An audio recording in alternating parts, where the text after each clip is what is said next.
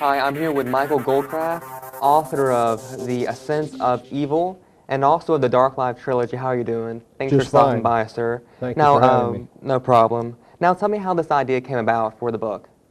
Well, as a biologist, I wanted to write a book that portrayed vampires from a different viewpoint, a different paradigm. So I set out to write a novel that was based on a human experience that we all have, fear of the bad guy, but then create vampires that had biological credibility. And to do this, I used a character, Dr. Stephen Atticus, who is an anthropologist and biochemist. And Stephen discovers the first vampire in a cold Canadian lake. That vampire has been there for 1,000 years.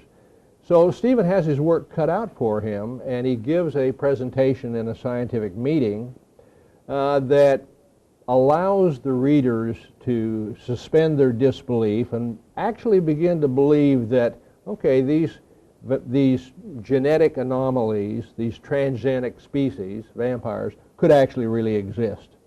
So that was the first part of the plot, as a human experience, fear of the bad, and how do you handle that? And in this case, a unique threat, real vampires.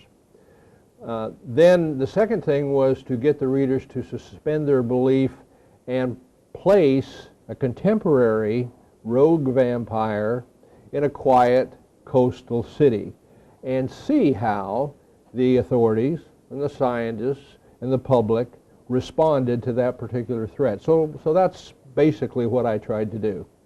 And you also mentioned that quiet coastal city. Of course, that's here in Panama City. And you're also local, author. How long have you lived here? I've lived here since 1974. Okay, so you have quite a bit of knowledge about the history of Panama City. How does the city of Panama City, how does our city play a role in the book?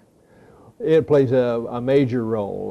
There are scenes in the Netherlands, in Romania. There's a scene in New Orleans, but most of the book is focused here in Panama City, and I portrayed the city as exactly what it is: a wonderful, high-quality place to live, a quiet coastal community that suddenly has to deal with this terrible threat to its safety and well-being.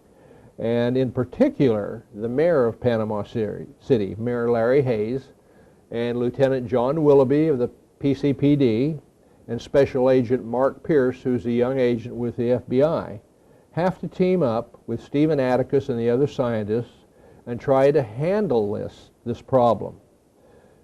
However, Harrison Van Gilder has other thoughts. He's going to be continuing to live as he's lived over the last 200 years, which is predation, sexual gratification, and playing cat and mouse with the authorities. So that's what he does.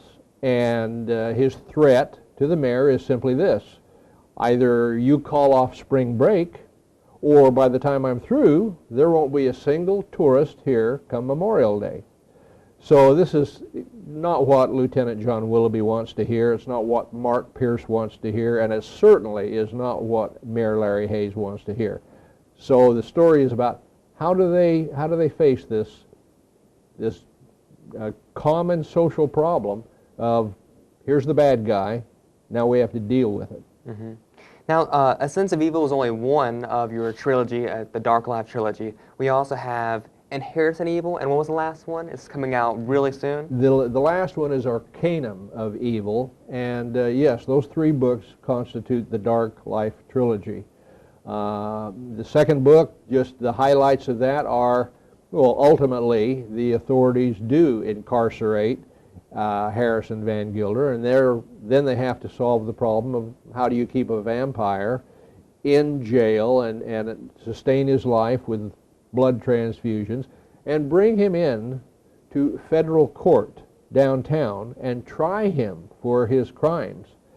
And the book has a twist at the end.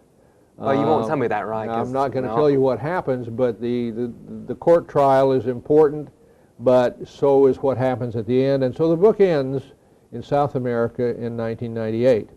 The third book, very quickly, 14 years have gone by.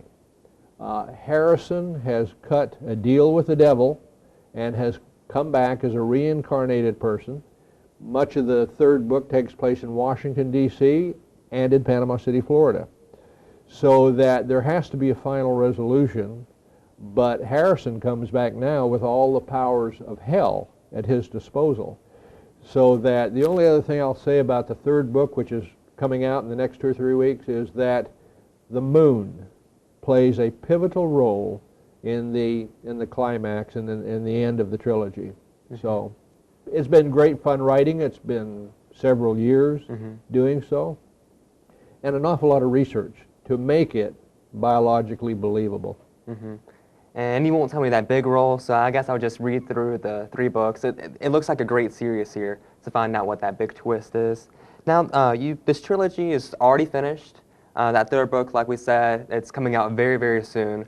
What else are you working on at the moment? Well, first let me say that I've been fortunate. The first 2 books of the trilogy have, in fact, each won first place in the Florida Writers Association's Royal Palm Literary Awards in the horror dark fantasy category. So that was a shot in the arm for any writer to get that recognition. After I finish the trilogy, I have begun a book which will be a mystery thriller. It again is based on a common theme, but this is faith in God or the lack thereof. It's the story of an astronomer who unfortunately loses his family in a tragic automobile accident, feels betrayed by God, and also ends up having a horrible adverse relationship with televangelists, and feels like they need to be eliminated, and he's the one chosen to do so. So it's going to be an interesting book in itself, and that'll be coming out in about a year. Okay, and also where can someone like me, your readers, go online? Do you have a website or Facebook? Yes, if readers want to go to brimbooks.com, BRIMBOOKS.com, they can purchase the trade paperback version, and also that can link them up to all of the vendors. The books are available as ebooks with Barnes & Noble, Amazon, Sony Reader, Kobo, all of those. And in fact, the ebooks are a pretty good bargain because they're only $3.99. So if you have an ebook reader, that's a great way to go. I mean, like I said, these all look like great books. I'm going to read this one very, very soon.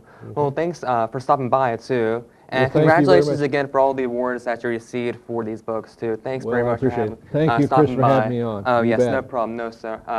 No problem, sir. And for GCY, I'm Chris Andrews.